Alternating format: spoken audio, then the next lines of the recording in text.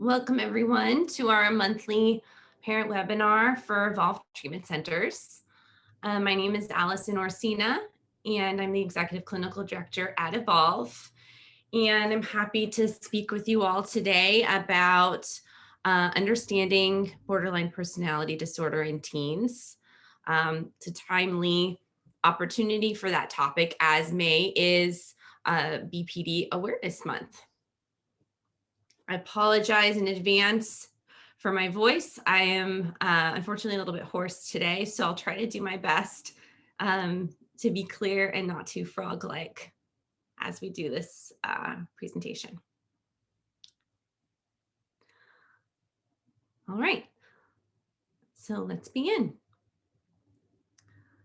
So for those of you not familiar with Evolve, I wanted to give a brief orientation to what we do and what our programs are like. So at Evolve, we treat adolescents aged 12 to 17 who experience mental health, substance use, and behavioral problems.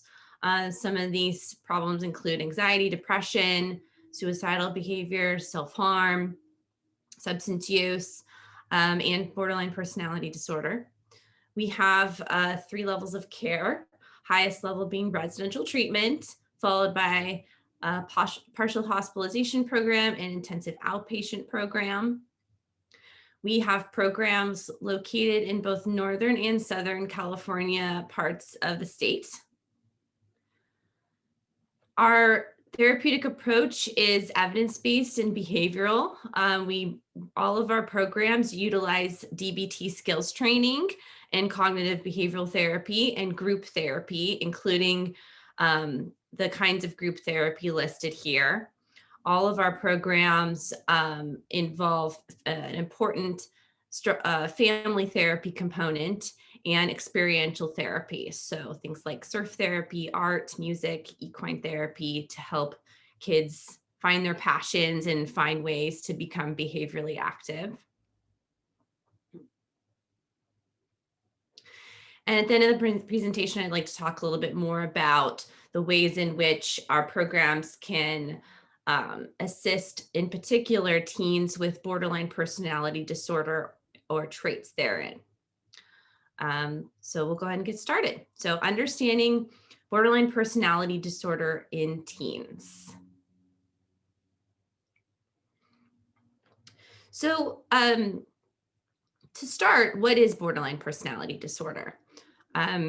You may have varying levels of knowledge about what this is, and unfortunately there's a lot of misinformation and stigma around this disorder that still persists, not only just in general communities, but also amongst mental health professionals that can really get in the way of truly understanding the disorder and knowing how to effectively treat it.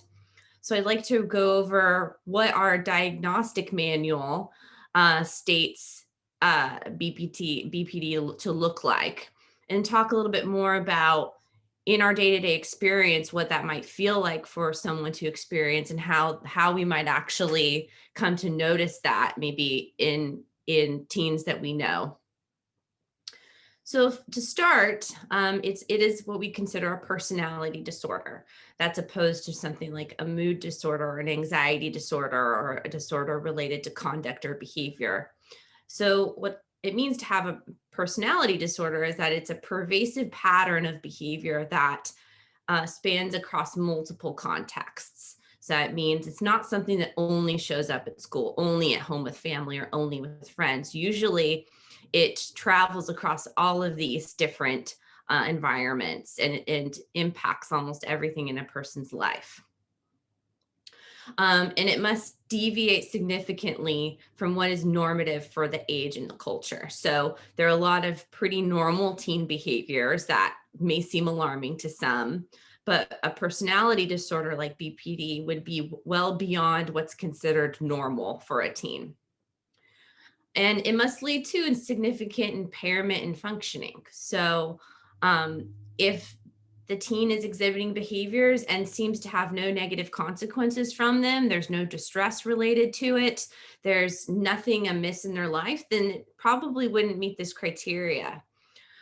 So when we mean by significant impairment in functioning for a teen, that means that they can't go to school, they can't participate in school effectively, they're frequently absent or refusing to go, they don't have friends, or they have constant drama with friends, things like that. So, a pervasive pattern of instability of interpersonal relationships, self image, and affects, impulsivity, beginning by early adulthood and present in a variety of contexts. So, at its core, um, borderline personality disorder is a disorder that impacts relationships and mood very significantly. So, you'll see deficits and problems in these areas for people with BPD. Okay.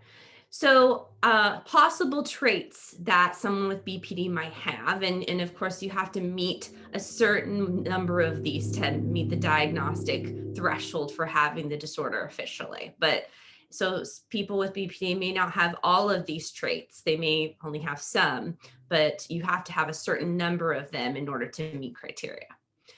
Um, one of one of the hallmarks of BPD is frantic efforts to avoid real or imagined abandonment.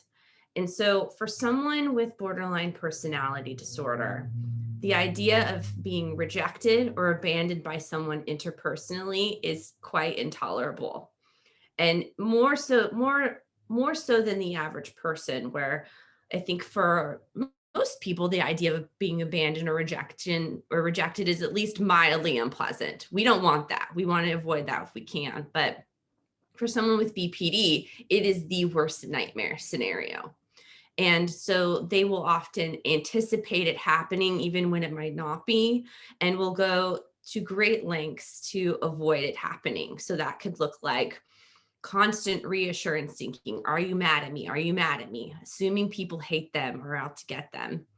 It may mean clinging to people either physically or interpersonally, like flooding their friends with calls and texts for reassurance. Are you mad at me? Are you mad at me? Or if you feel a friend pulling away, or a boyfriend or a girlfriend pulling away, making sure to ask them to hang out all the time, and sending them a text every hour. These efforts are frantic and intense. And so this often, unfortunately, has the unfortunate consequence of often leading to damage in interpersonal relationships. So it ends up being a bit of a self-fulfilling prophecy with people with BPD, where the thing that they're most afraid of in life is what their behavior leads to. This is one of the interpersonal aspects of the disorder that is quite telling. Um, and related to that, another trait of borderline personality disorder is a pattern of unstable and intense relationships characterized by alternating between extremes of idealizing and devaluing. So, what we mean by that is interpersonally, someone with BPD may put someone on a pedestal one day, think they're amazing, they can do no wrong, they're on cloud nine with this person. And then something may happen that's very small, even, and the person will go to the other extreme of this person is completely dead to me. They're terrible. I want nothing to do with them. Get them out of my life. And so people with BPD tend to think in these extremes, and they do it a lot with interpersonal relationships. So what this can look like is one day gushing about their new best friend who they just met for the first time today at school. They're amazing. Like, we're going to hang out all the time. We're going to travel together. We're going to get matching tattoos. Everything is amazing. And then the next day, no, they're awful. I never want to speak to them again. And it could be something that seems fairly insignificant that would trigger such a profound reversal. And so what this leads to is a lot of frequent breakups and blowups. So a lot of fighting and drama in relationships, more so than the amount of drama you might see in a typical teen. It can mean a lot of breaking up and getting back together with romantic partners. And what this often looks like, related to this trait, along with other aspects of the disorder, is that people with BPD have a hard time maintaining friendships and relationships. people get really burnt out with them and do end up rejecting them, which again kind of reinforces their worst nightmare, which may be to be abandoned or rejected. Chronic feelings of emptiness. So some people with borderline personality disorder report just feeling very empty. And a lot of the times we see this occurring when there's a significant lack of sense of self, which is another trait that we'll touch on in a moment. There's a lot of profound sense of emptiness that someone may experience when they don't know who they are. They don't know what they value. They don't really have a true north, so to speak, for anything. And so this loss and this sense of emptiness can be very pervasive for people with BPD. Continued possible traits and behaviors. Persistently unstable sense of self. So as teenagers are developing their identity, their personal style, which even begins prior to the teenage years, even as they're in elementary school and junior high school, they're deciding, what activities they're interested in, what's important to them in life, and that continues into the teen years. And what we find with people with BPD is that they really haven't figured that out yet, and in fact will really cling and take on interests and behaviors and even like ways of speaking or behaving of other people that are around. So changes behaviors, interests, and identity based on who they're hanging out with when they don't really have any core interest or values of their own. You may find with these teens that they may try on other mental illnesses where maybe they went to had to go to a psych hospital for hospitalization and came back with an eating disorder because they latched on to a peer who experienced that disorder and are now applying it to themselves. They really have a hard time identifying their own values. Like, what do they think is right and wrong? What do they think is important for a person to do in terms of treating others? It's not that they're amoral or have no morals. It's they just don't know what's important to them.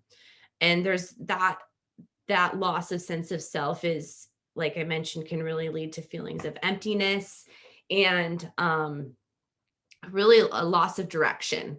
In DBT, we really work to, in dialectical behavior therapy, which is a therapy that we use frequently at Evolve, we really help the teens work to find their life worth living. And that is a life where you're working towards goals that make life worth sticking around for.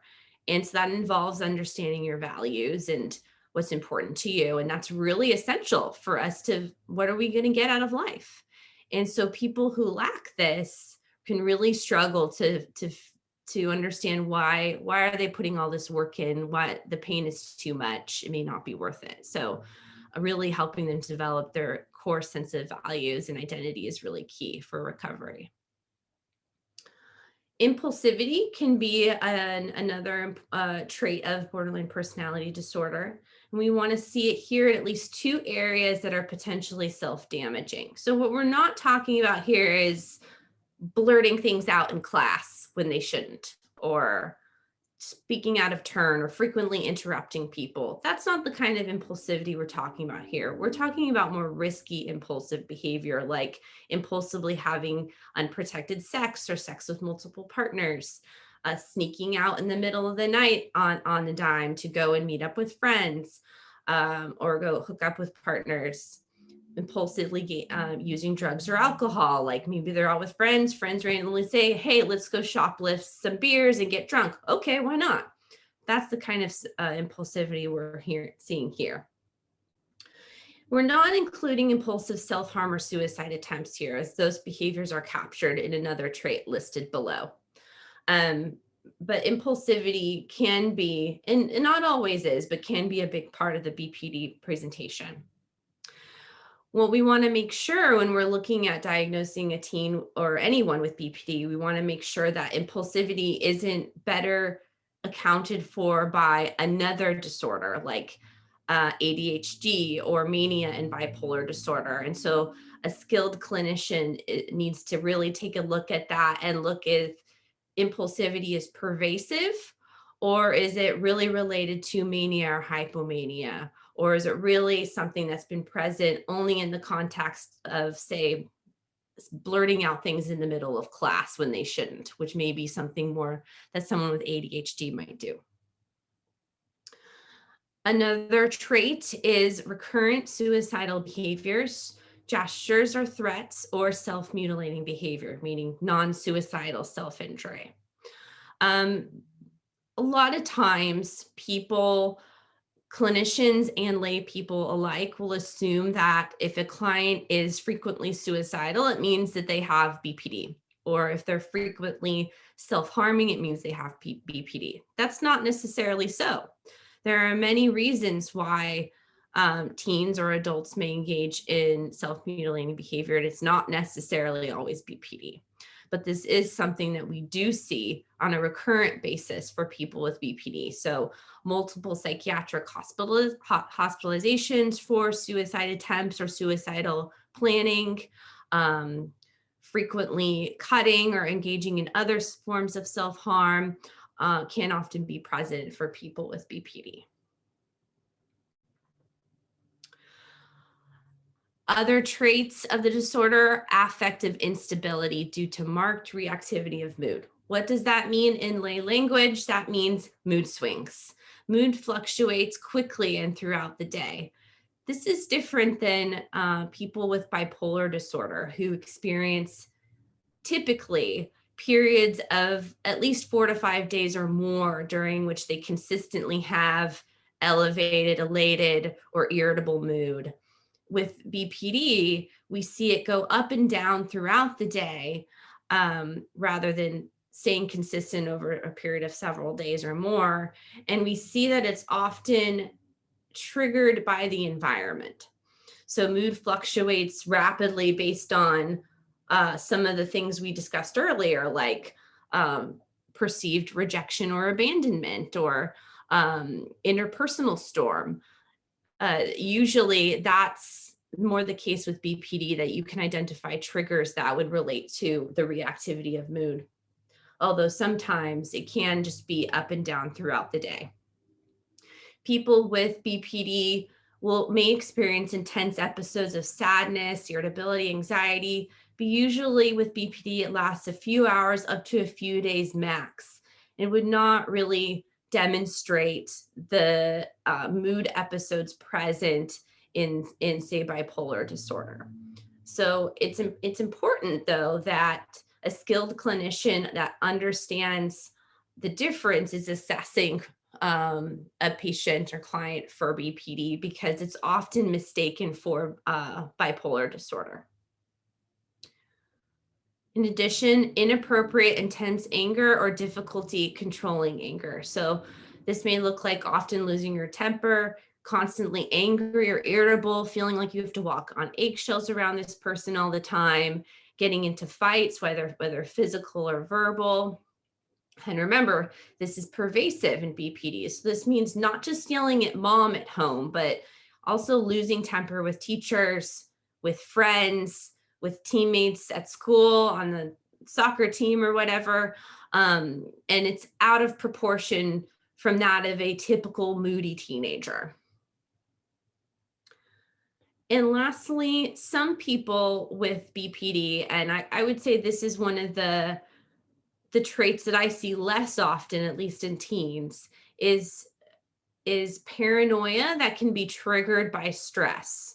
So this is looking like thinking others are always out to get them. If they're under a lot of stress, really thinking that others hate them, that they're out to get them, and really kind of feeling the world is against them. And in some cases, people with BPD often experience severe dissociative symptoms. And what this would look like is zoning out. When people dissociate, they appear to kind of be just checked out from reality, maybe staring blankly. And in that moment, they feel they're kind of detached from their body and not really in control of what's happening. this can often be related to a history of trauma. And trauma is often in the histories of people with BPD. And so this can also be related to that as well.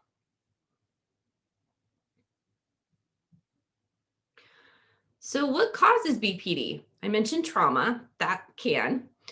In dialectical behavior therapy, we conceptualize our cases by looking at the interaction between a person's biology and the environment, meaning what are you born with in terms of temperament and biological traits that impact how you interact with the world.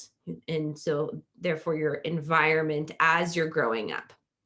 What we notice and what research has shown over the years is that sometimes people with BPD experience high emotion sensitivity, even as early as infancy. So what this means is for people with high emotion sensitivity is that they may experience more in their environment that prompts intense emotional responses. And when they experience an emotional response to something in the environment, it's more intense than other people might experience, and it tends to last longer.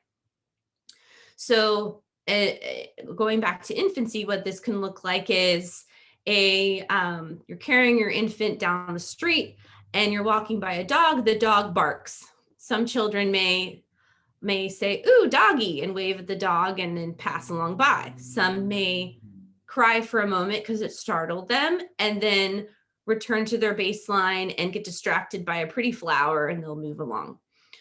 Children with high emotion sensitivity may become extremely dysregulated, crying, turning red, thrashing around, and maybe it takes more like 20, 30 minutes to calm them down because it was so scary for them. So highly sensitive individuals.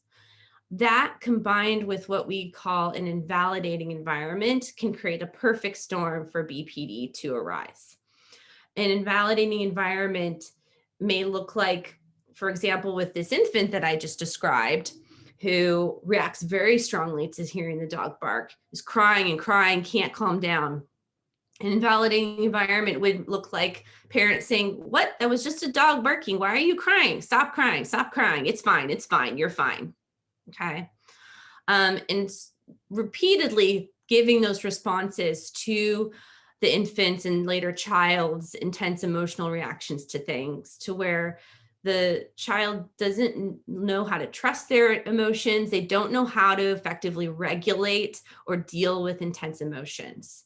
And so that's kind of how the BPD pathology can start to snowball, even as early as infancy. Sometimes, the environment isn't necessarily abusive or emotionally abusive or terrible, as in like, outright abuse or maltreatment, but sometimes it's as simple as a poorness of fit. We all know our limits as parents and our abilities in how we navigate the world. And if we have a highly sensitive and emotional child who is matched with a parent who is very cerebral and reasonable and logical and does not know really how to respond to intense emotions, it might be very difficult for the parent to adjust and respond to the child's needs adequately. And so with the right support and education, people can adapt. But without that, it may create this perfect storm to lead to some of these emotion regulation deficits that occur in BPD. So some of you may be listening right now and think, wait, is this my kid? Oh my goodness, my teen is displaying a lot of these things. Oh no, does that mean that my child has BPD? It may, and it also may not. Keep in mind, as I've mentioned several times already, that many teens may display one or more of the traits that we just went over, but not have BPD. Because remember, you have to, I believe it's 5 or more of the criteria listed in order to meet diagnostic criteria, and it has to be pervasive and significantly impact functioning. So if right now your teen is having occasional interpersonal during COVID has been particularly tough, and losing touch with their friends or getting into fights over text message, and it's been challenging, but that's all they're displaying. Well, then this may not fit your teen. What we're looking at is as compared to occasional interpersonal difficulties, we're looking for BPD behavior for constant blowups and breakups going on for years. A lot of times I hear from clients and families of kids with BPD is that they've always had difficulty making and maintaining friends, because there's always a lot of drama, or they push people away. Typical teen behavior might be sometimes feeling down or moody, as teens are changing hormonally and encountering the stressors of academics and going through all sorts of changes and navigating independence. Kids will feel down sometimes, they'll feel moody or cranky sometimes. But with BPD, it's frequent and significant mood swings that really impact their ability to have relationships and function. Typical teen behavior might look like trying new things, self-discovery, going to a new club at school, going out for a new team and trying a new sport. Maybe, they meet a new friend who's into this one band. So they're like, oh, that's a cool band, I'm going to listen to them too. That's all pretty typical. For BPD behavior, they have no consistent interests or values, and maybe haven't for a really long time. They're more of a chameleon, to where whatever they're interested in, down to the way they talk and they dress, is pretty dependent on who they're around. And there's no consistent thread at any time. Typical teen behavior could be occasionally getting angry and yelling at parents. That's pretty standard for a teenager. But what isn't standard is frequent and severe anger outbursts. So, frequently they're yelling and screaming and speaking cruelly and with, profane language, or getting so mad that they're throwing things, or threatening violence. That is more outside the realm of normal. And typical teen behavior might be feeling touchy or sensitive sometimes. This also goes along with feeling down or moody at times. It's completely normal. But as I mentioned, with the high emotion sensitivity and difficulty regulating emotions, with people with BPD, even something that might mildly irritate a typical teen might send a BPD teen into a complete tailspin. So as you're hearing all this, I want to caution you on thinking this all automatically means your teen has BPD. What I would say is consider what's normal teen behavior and what might be more abnormal, and kind of utilize that as a guide for seeking more assessment from a trained clinician.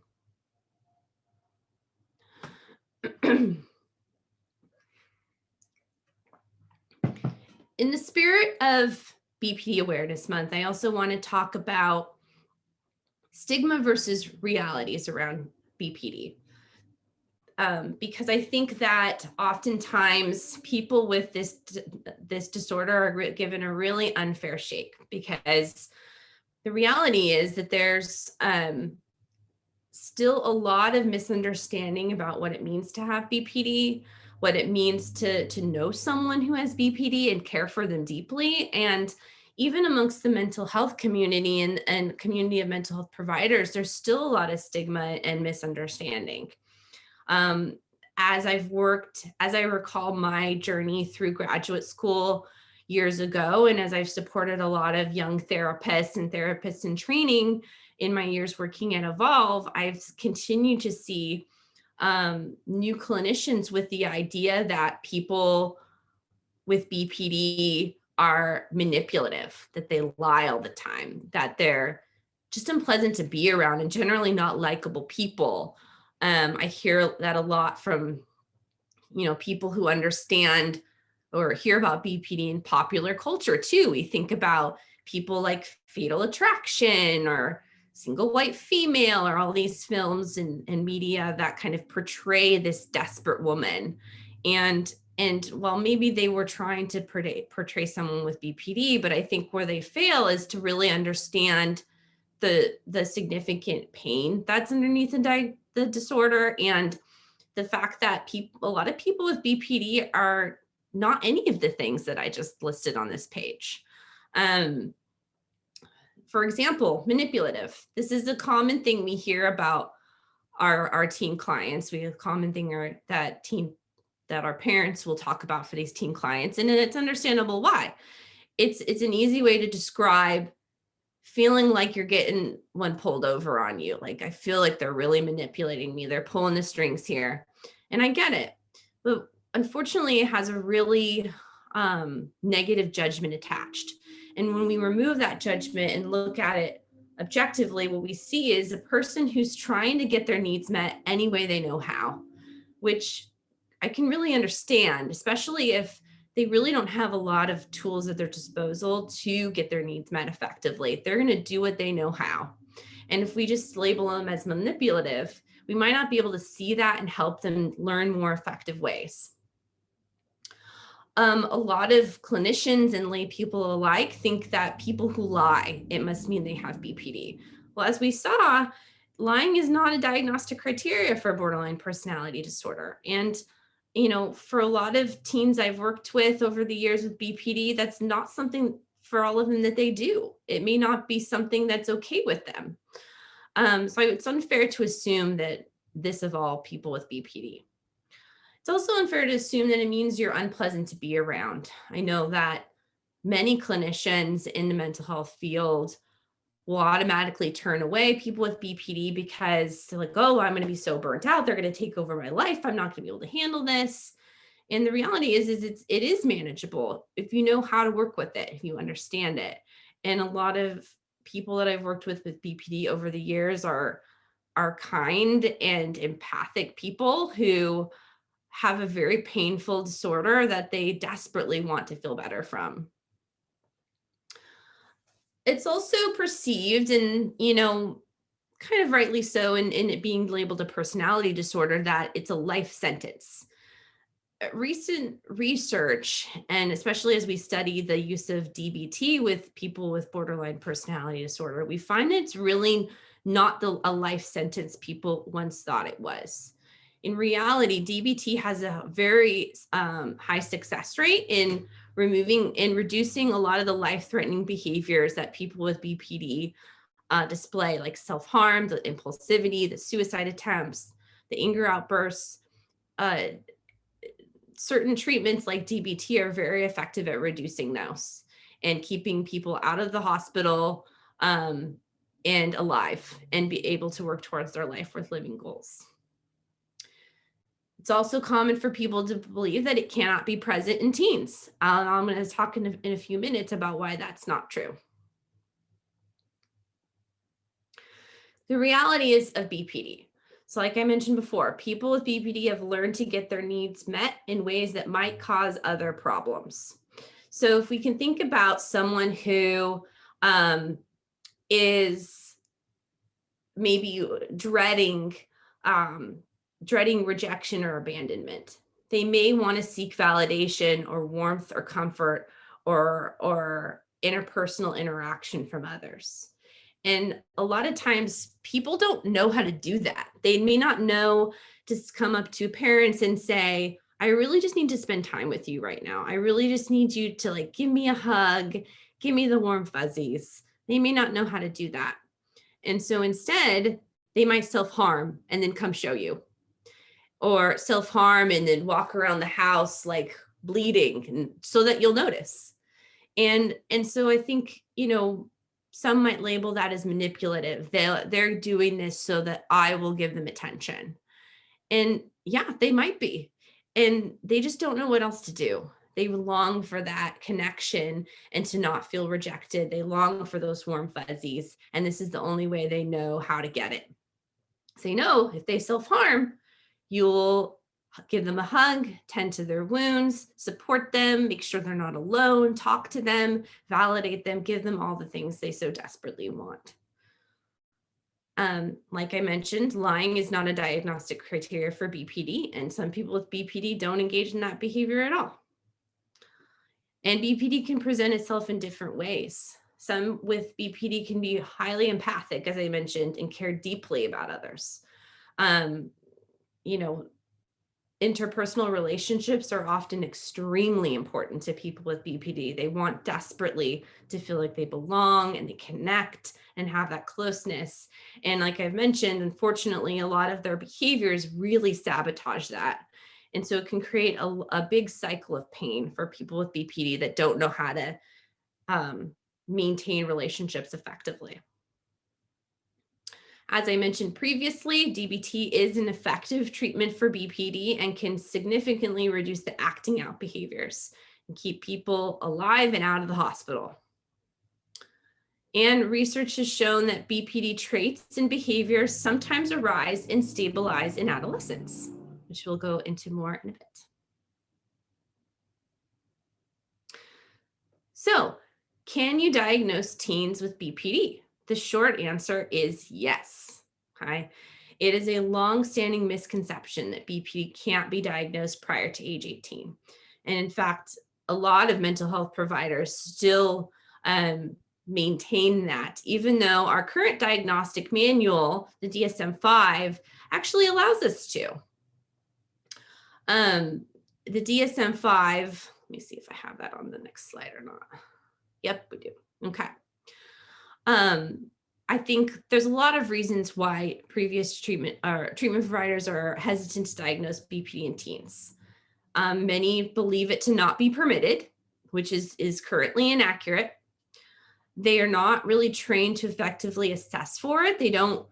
They're not very experienced in it or haven't specialized training in it and aren't really sure how to identify it effectively beyond some of the more stereotypical presentations or beyond, in terms of differentiating it from something like bipolar disorder or oppositional defiant disorder. Or they're really not aware of the growing body of research that shows the validity in diagnosing before age 18. Over the last several decades, we've gained a lot of research that shows that the pathology of BPD, meaning those traits, can be as stable in adolescence as it is in adulthood. And some of the reasons that people in the past have hesitated to diagnose teens with BPD is because, well, they're teenagers. They haven't formed who they are yet. So how can we tell if they have something that's as persistent as a personality disorder until they're a full-fledged adult? The research has shown in studying specific BPD traits in teenagers that can present itself very similarly as in adulthood, and that the traits can be stable starting even in early adolescence and into adulthood. And there's several validated assessment tools that can reliably assist clinicians in identifying BPD in teens, along with other forms of screening by an experienced clinician. So per our current diagnostic manual, the DSM-5, that all mental health clinicians and psychiatrists utilize to diagnose mental health and substance use disorders, for a personality disorder to be diagnosed in an individual younger than 18, the features must have been present for at least 1 year. So when we see some teens that may be showing some traits of BPD, we want to maybe start with use of some of these valid and reliable screening tools we have at our disposal. We want to conduct a clinical interview with the teen and their parents to talk about these traits and how long they've been present and how long they've been pervasive and impacting functioning. Like I mentioned before, for any sort of disorder to be diagnosed, we need to show that it's impacting functioning. We also want to look at presence of what we call internalizing criteria.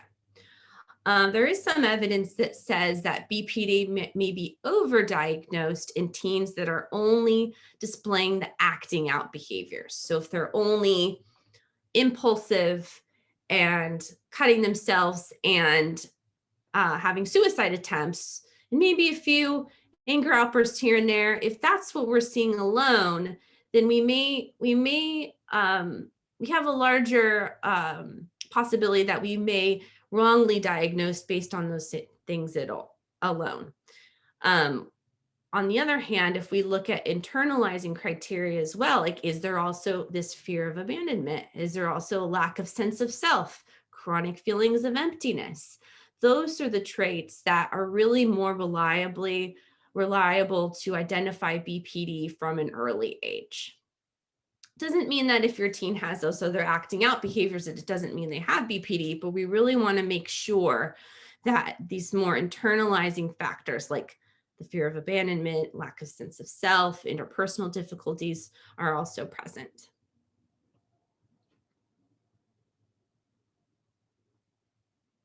So why? Why would we bother diagnosing BPD in teens? Can't we just wait till they're 18 and then a psychiatrist can officially give them that label and then they can know what diagnosis they have? Well, a lot of clinicians, and myself included, would make the case, and research has also shown that there are a lot of benefits for early diagnosis. Um, with early diagnosis, we're able to intervene earlier with treatments that are specifically and based on evidence to treat BPD effectively. And the sooner we can get that started, the more improved outcomes we'll have. So if we know from a clinician standpoint, if we know what we're working with, if we know the pathology we're working with is BPD, then that can help us to focus in on only treatments that are shown to be most effective. And those include treatments like dialectical behavior therapy, mentalization-based therapy, et cetera. We can stay away from other forms of treatment or what we call treatment as usual in research studies that have shown to not have been as effective in reducing those acting out behaviors and improving treatment outcomes. We also want to work towards reducing stigma. Many individuals with BPD have been rejected by treatment providers, told that no one can help them, no one knows what to do for them anymore, that no one knows what's wrong with them, and they throw up their hands. And so this leads to a lot more helplessness, hopelessness, and really feeling like I'm damaged goods. No one can help me. I burn everyone out.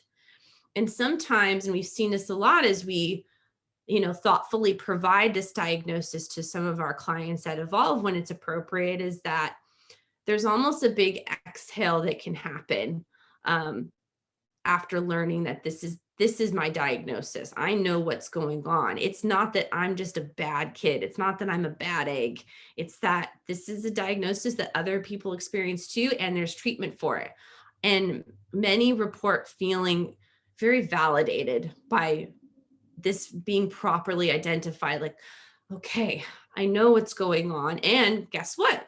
DBT will help me with this. There's evidence to show that DBT is very effective with treating this. And I think that there's a lot of taboo around the diagnosis, definitely in terms of teens, but also as adults. And we can help reduce stigma around that by openly saying, yes, like, I just learned I have BPD and here's what that means and here's what I can do to treat it. And it doesn't mean I'm bad. It is what it is. And now I know what to do. And I think that all of these are really important reasons to diagnose early when appropriate and get the right treatment going.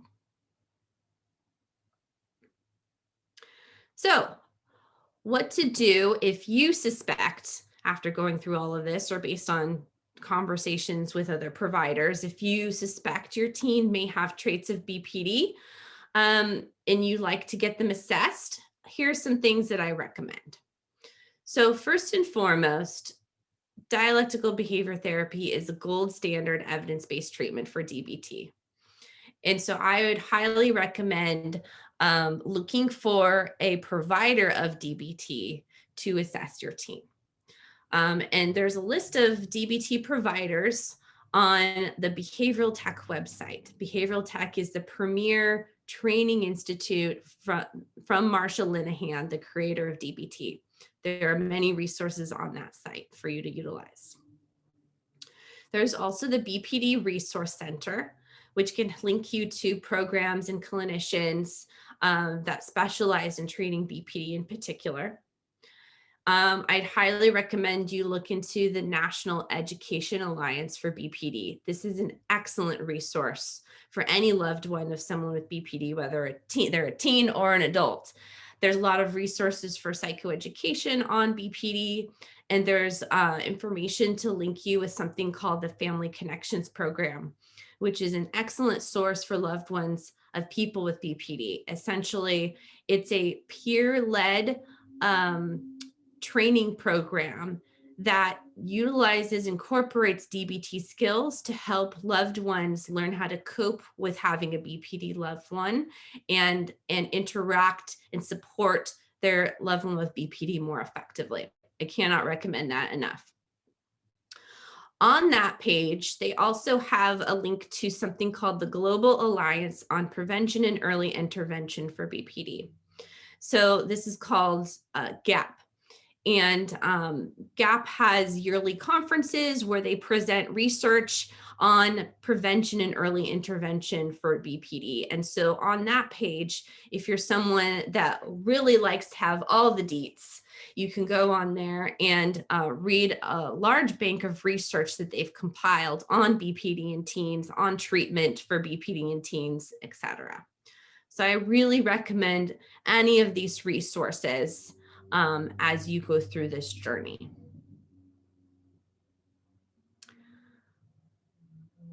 Now at Evolve, as I've mentioned, we do utilize DBT in all of our programs, and we have two ways of doing that. So if you do determine that your teen needs residential or outpatient support, whether or not you believe they have BPD or not, you can have them assessed by our admissions team and screen for what's appropriate amongst our models or levels of care. We have largely DBT informed programs, which means that they offer DBT skills training, which is a really important component of DBT that teaches clients how to regulate emotions, tolerate distress, be effective in interpersonal relationships, and practice mindfulness, which is a really core component of recovery for someone with BPD. We also have a comprehensive DBT program located in Tarzana, our Van Alden location. This is a residential program. It is the only residential comprehensive DBT program for teens in all of California, something we're very proud of. It's excellent. And I would say that this is probably the program recommended if your teen does have BPD, as we'll be able to take a fully comprehensive DBT approach where they utilize all aspects of the treatment model to fully support a teen and a family with this diagnosis. So if you feel like you want more screening or support for your teen and your family, I highly recommend reaching out to our admissions line for more support with that, or reaching out to any of the resources listed on this page here.